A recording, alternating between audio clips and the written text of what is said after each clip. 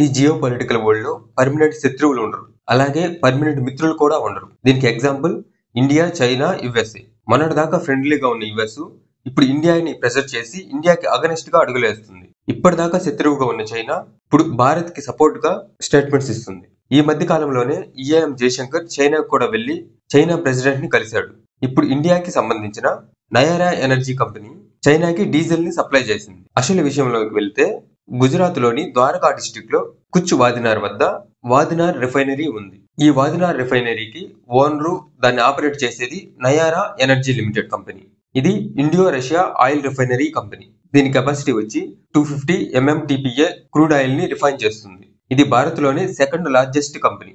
ఈ కంపెనీలో రష్యాకి సంబంధించిన రోజ్నెఫ్ట్ కంపెనీకి 49.13% షేర్ ఉంది.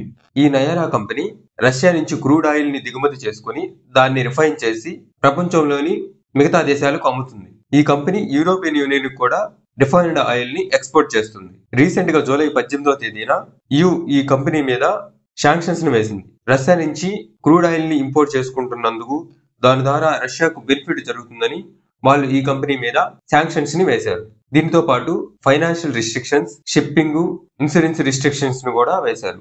ఇప్పుడు ఆగస్టులో నయారా కంపెనీ దిగుమతి చేసుకుంటున్న crude oil 94,000 barrels per day. Last year ఇదే మంత్ లో 3,66,000 barrels per day crude oil ని ఇంపోర్ట్ చేసుకుంది. దీని ఇంపోర్ట్స్ చాలా వరకు తగ్గిపోయాయని చెప్పొచ్చు.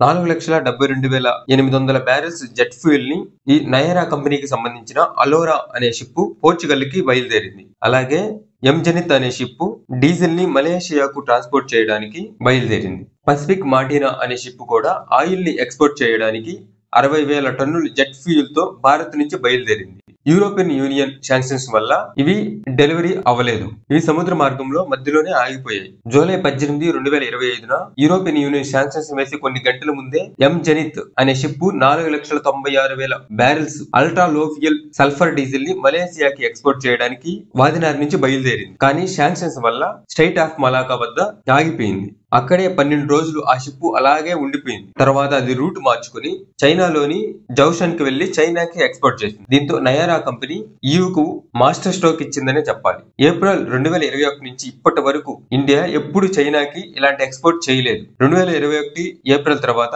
చైనాకి వెళ్లిన ఫస్ట్ డీజిల్ షిప్ ఇదే. ఆగస్టు 5వ తేదీని కూడా శాంక్షన్ వేసిన తర్వాత నయారా కంపెనీ ఓమన్ కి 43,000 మెట్రిక్ టన్నులు ఉన్న గ్యాసోలిన్ ని షిప్మెంట్ చేసింది. ఇలా వెస్టర్న్ కంట్రీస్ ప్రాబ్లమ్స్ క్రియేట్ చేస్తుండడంతో ఇండియా నాన్ వెస్టర్న్ మార్కెట్స్ వైపు షిఫ్ట్ అయిపోతుంది. ఇప్పుడు వాళ్ళు ఎన్ని శాంక్షన్స్ పెట్టుకున్నా అవి అంత ఎఫెక్టివ్ గా పనిచేయవు. ఇప్పుడు ఇండియా యూరోపియన్ యూనియన్ కి సప్లై చేసే డీజిల్ ని, ఆయిల్ ని ఆఫ్రికా, ఆసియా దేశాలకి రీడైరెక్ట్ చేస్తుంది. ఒకవేళ EU ఆయిల్ కావాలంటే ముందు అడ్వాన్స్ పేమెంట్ చేస్తే గానీ ఆయిల్ సప్లై చేయమని నయారా కంపెనీ చెప్పేసింది.